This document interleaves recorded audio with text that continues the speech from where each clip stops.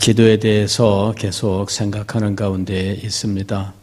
기도라고 하는 것은 참 신비한 것인데 평생 동안 우리가 기도를 힘써도 모를 것이 기도다 이렇게 생각을 합니다. 우리가 기도에 대해서 평생 동안 배워도 사실은 기도에 대해서 다 안다고 말할 수가 없습니다. 그런데 기도가 얼마나 중요한지 다 알지도 못하는 이 기도를 붙들고 우리는 하나님의 은혜를 받기 위해서 애를 쓰고 있습니다. 그래서 우리는 우리가 어디까지 이르렀든지 늘 배우기를 힘쓰고 또 배운 대로 행하기를 힘써야 하겠다 하는 것입니다. 자, 우리가 기도에 대해서 생각한 것은 기도는 하나님의 은혜다라는 것이었습니다. 그리고 기도를 잘하기 위해서는 기도를 은혜를 우리의 마음에 은혜를 유지해야 된다 이렇게 말씀을 드린 겁니다. 기도를 잘하기 위해서 여러 가지 많은 교훈들이 있어요. 그러나 기본적으로 가장 기본적으로 그리고 언제나 우리가 잊지 말아야 할 것은 은혜를 헛되이 받으면 안 된다 하는 거예요. 은혜를 저버리는 사람이 되어도 안 됩니다. 마음이 완악해지고 마음이 메마르고 불평과 불만과 원망이 늘어가고 마음속에 주님을 향한 사랑과 기쁨이 사라지게 되면서 우리는 기도도 사라지는 거예요. 기도라고 하는 것은 신기한 겁니다. 우리가 어떤 기도 제목이 있어서 그런 제목만을 붙들고 하나님 앞에 계속 말씀드리는 것이 기도라고 생각한다면 그 기도의 참된 자리에 들어갈 수가 없어요. 기도 제목을 하나님 앞에 많이 말씀을 드리는 것이 기도라고 생각한다면 기도의 자리에 들어갈 수가 없어요.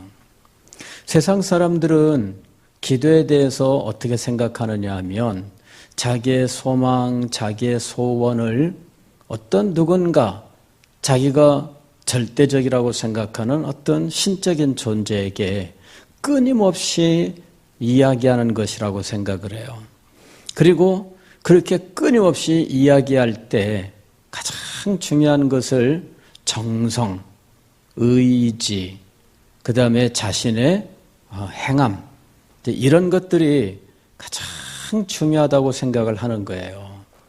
그래서 자기가 기도할 때 어디에 가서 기도를 했느냐, 또 어느 정도 이 시주를 드리면서 기도를 했느냐, 또 자기가 어느 정도 정성을 보였느냐, 자기가 어느 정도 남이 따라하지 못할 엄청난 일을 했느냐, 이런 것들이 가장 중요하게 생각하는 것들이에요.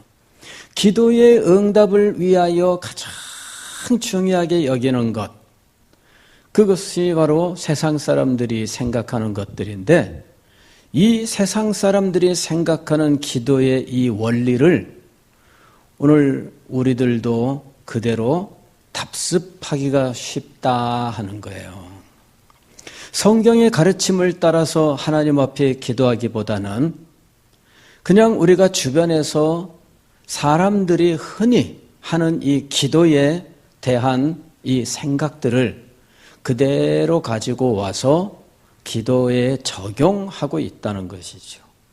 그래서 우리가 하나님 앞에 기도하면서도 기도하는 행위, 그리고 그 행위의 원리, 그것은 세상 사람들이 갖고 있는 것과 동일한 경우들이 너무나 많다 하는 것입니다.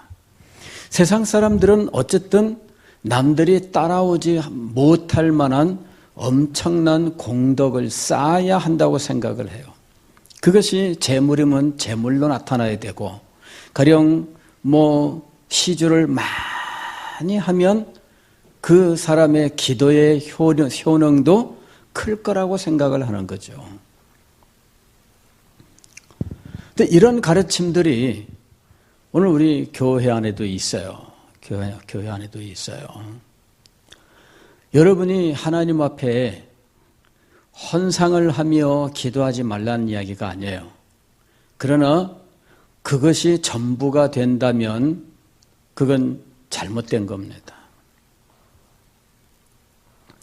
기도에 남이 따르지 못할 엄청난 공덕을 쌓아야 된다고 생각하는 일들이 있어요.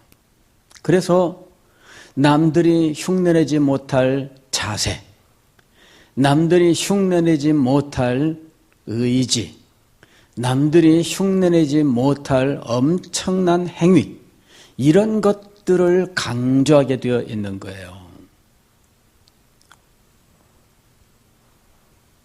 그러나 기도는 기본적으로 하나님의 은혜입니다. 그리고 기도에 가장 필요한 것은 은혜예요. 은혜. 은혜가 임해야 우리는 기도에 힘을 쓸 수가 있어요. 가령 여러분, 우리가 기도라고 하는 이 엔진이 있다면 이 기도의 엔진이 힘껏 돌아가기 위해서 끊임없이 무엇이 공급이 돼야 돼요? 연료가 공급이 돼야 되죠. 연료가 없으면 엔진은 타들어가게 되죠. 아니, 작동이 중지가 되는 거예요. 그러니까 연료가 계속 공급이 돼야 돼요. 우리가 기도를 잘하기 위해서 무엇이 필요하냐? 은혜가 필요한데 이 은혜가 무엇이냐면 바로 연료예요. 연료. 이 연료가 우리에게 계속 공급이 돼야 돼요. 그러면 우리에게 이 연료를 공급하는 것은 무엇이냐 하는 거죠. 이 은혜라고 하는 것이 계속되게 하는 이 역사는 도대체 어떻게 우리에게 일어나느냐 하는 거예요. 자, 우리는 기도하는 사람의 마음 자세에 대해서 생각을 했어요.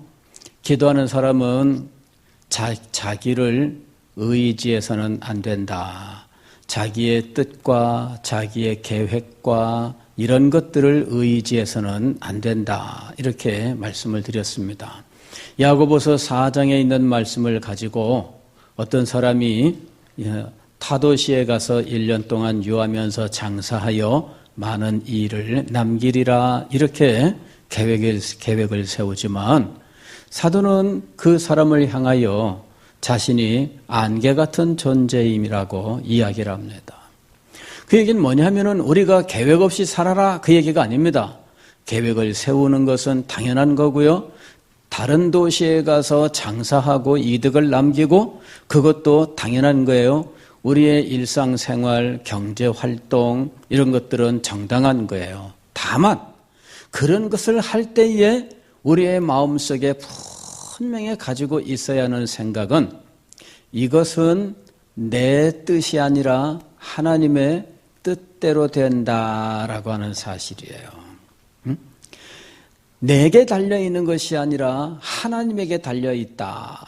이것을 분명히 하라는 이야기입니다. 사업을 할 때 이거는 내 지혜, 내 능력에 달린 것이 아니라 하나님에게 달려있다.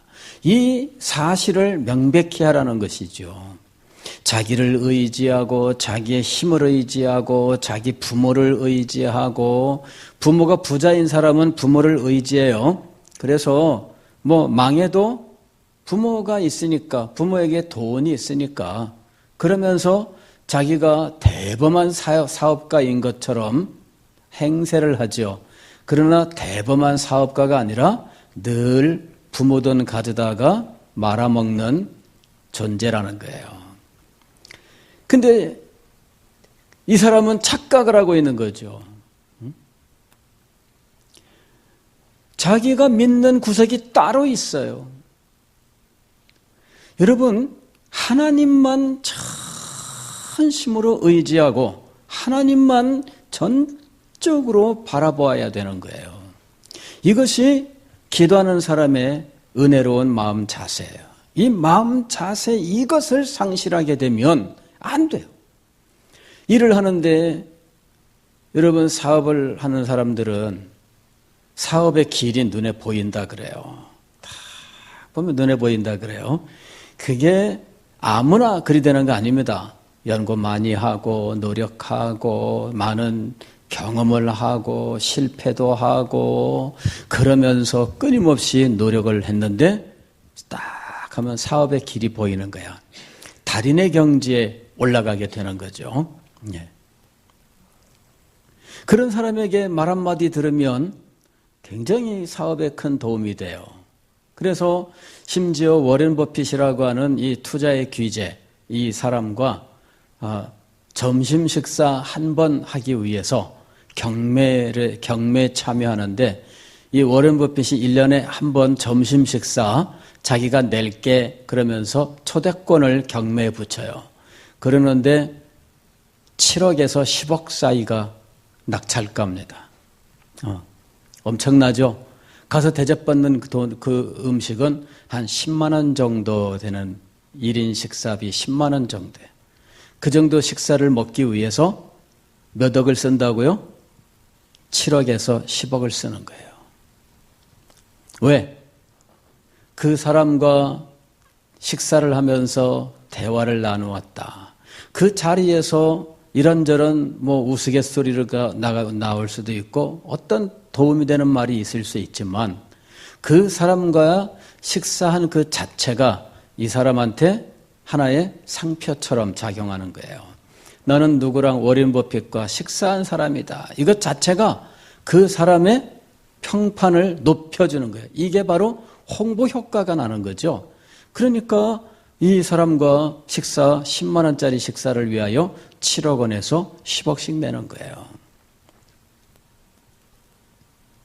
여러분은 하나님과 함께하기 위해서 무엇을 내고 있나요?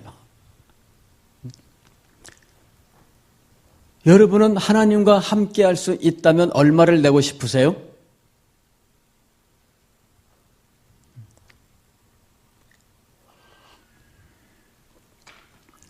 예. 자, 우리가 기도할 때 기도는 바로 그런 일이에요. 실상은 알고 보면은 기도는 하나님께서 우리를 찾아오시는 거예요. 우리는 하나님 앞에 있는 거거든요. 그렇다면 인간 세상에서 어떤 사람과 식사하는데 10억씩 내놓는 사람이 하나님 앞에 있기 위해서는 도대체 얼마를 내놓느냐는 거죠. 감사한 것은 하나님께서 당신하고 함께 지내는 한 시간을 위하여 얼마 낼래? 이러면서 경매에 붙이지 않는다는 거죠. 이게 정말 감사한 거예요. 우리는 하나님께서 우리를 은혜로 부르신다는 사실을 믿어야 합니다. 예, 하나님께서 우리를 은혜로 부르셔요. 왜? 하나님과 함께하는 것은 값으로 따질 수가 없기 때문에 이 세상의 가장 큰 부자도 하나님과 함께하는 것을 위하여 그 값을 치를 수 있는 능력이 없어요. 이 세상의 역사상 가장 큰 부자도 하나님과 함께하기 위하여 그 한 시간을 위하여 돈을 내놓는다면 자기 가진 재산 전부를 들여도 이 능력을 살 수 없어요. 하나님께서 당신의 자녀들에게, 당신의 백성들에게 은혜로 주신 거예요. 그래서 우리는 이 기도를 정말 소중하게 여기고 가장 귀한 것으로 여기고 하나님 앞에 나아가되 이 순간을 헛되이 하지 말라는 거죠.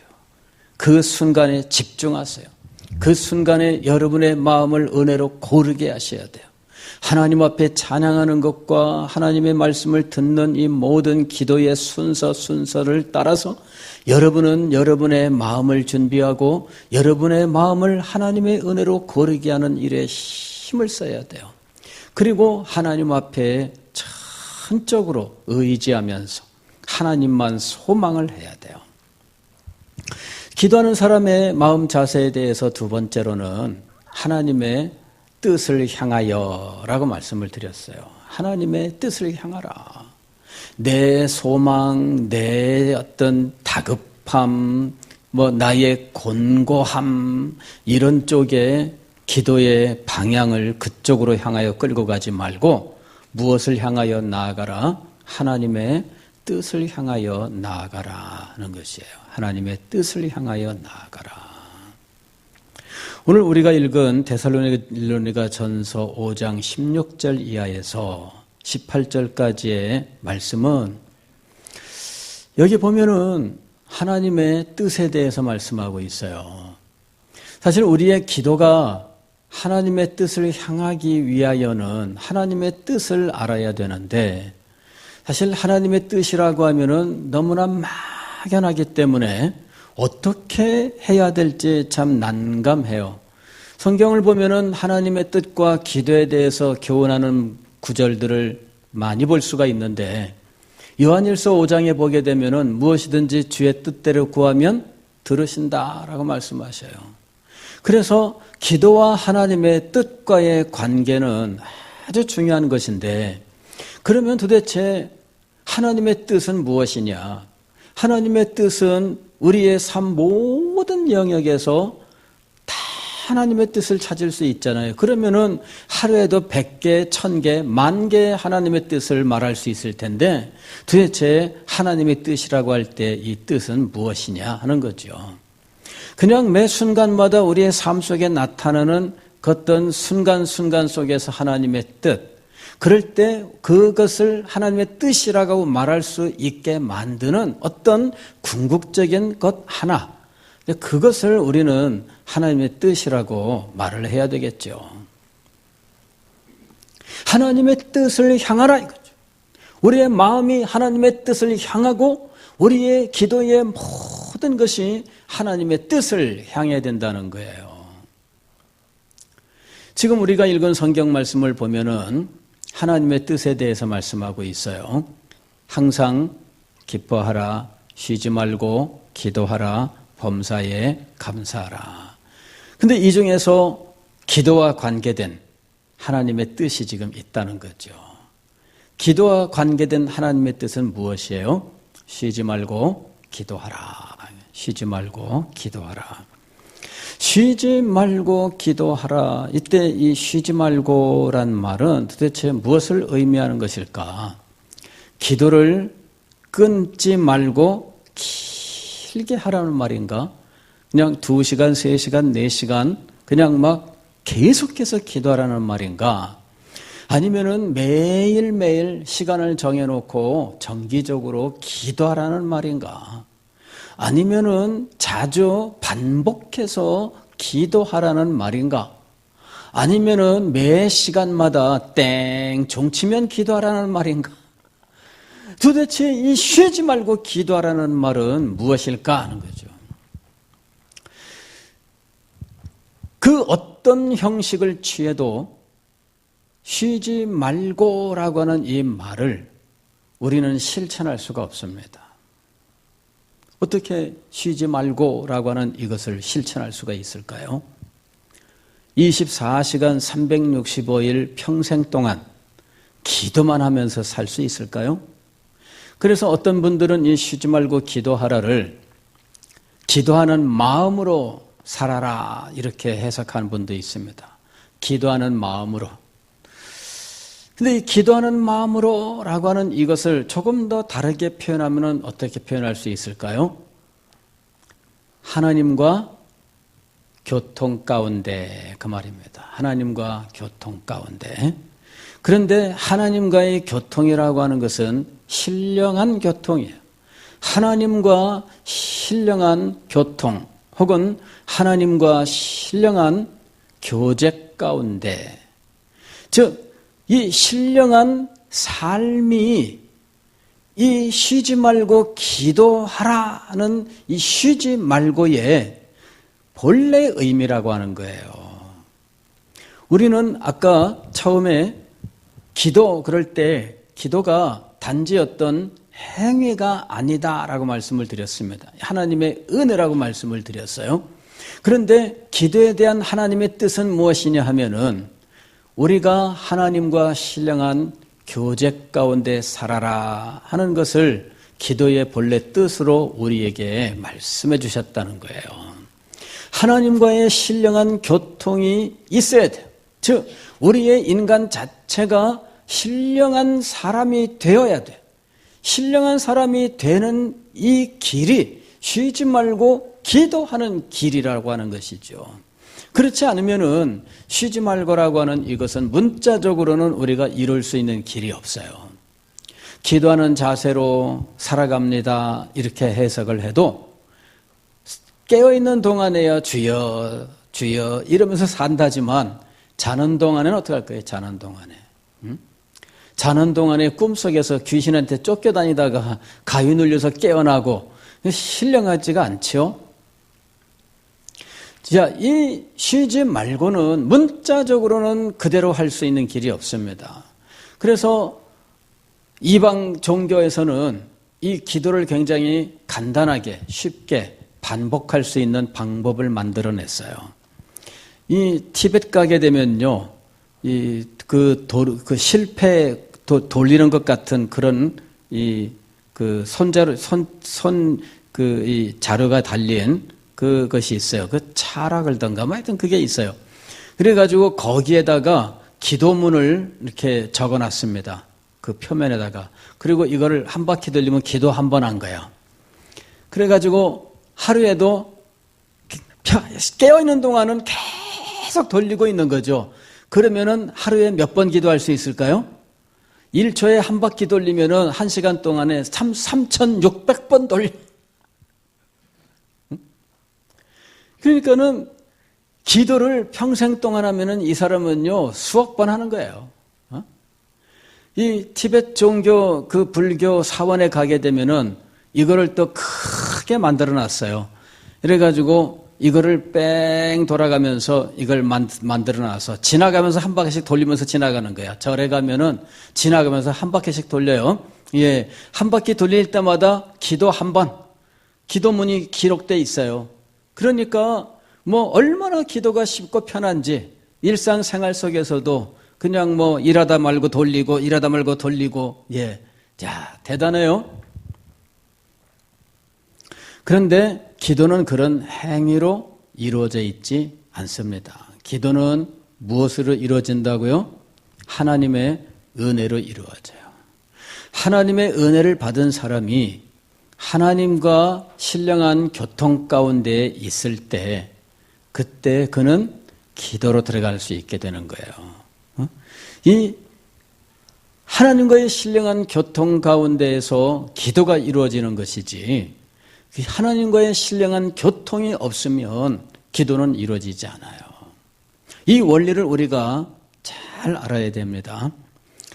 에베소서 6장을 보게 되면 18절에 이렇게 돼 있어요. 모든 기도와 간구를 하되 항상 성령 안에서 기도하고 이렇게 얘기하고 있습니다.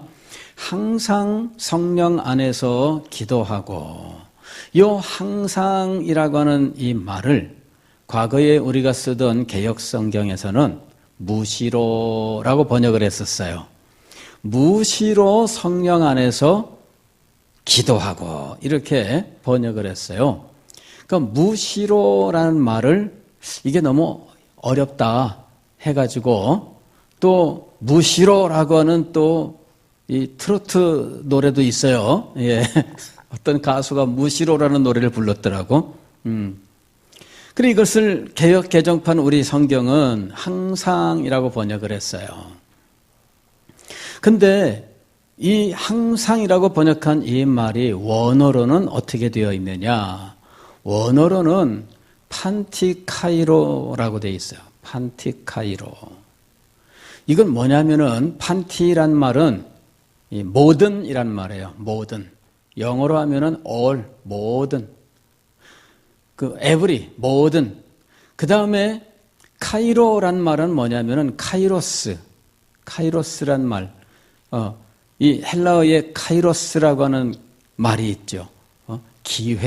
기회로 번역되는 말입니다. 이게 뭐냐면은 모든 순간 성령과 함께 기도하라는 얘기예요. 성령 안에서 기도하라. 즉 신령한 가운데 기도하라는 이야기예요. 하나님과의 신령한 교통 가운데 우리는 우리 속에서 기도의 영이 역사하면 기도하는 거예요. 이것이 이 판티카이로입니다. 모든 순간, 기도의 순간, 성령의 역사하심, 이런 것들 속에서 기도하는 거예요. 그러니까 시간적으로 이 시계와 같은 시간 속에 시간의 연속으로가 아니라 누구의 역사 속에서? 성령의 역사 속에서. 성령이 우리에게 역사하시는 그 모든 순간순간에 어떻게 하라고요? 기도하면서. 성령의 기도 사역이 있어요. 성령의 기도 사역.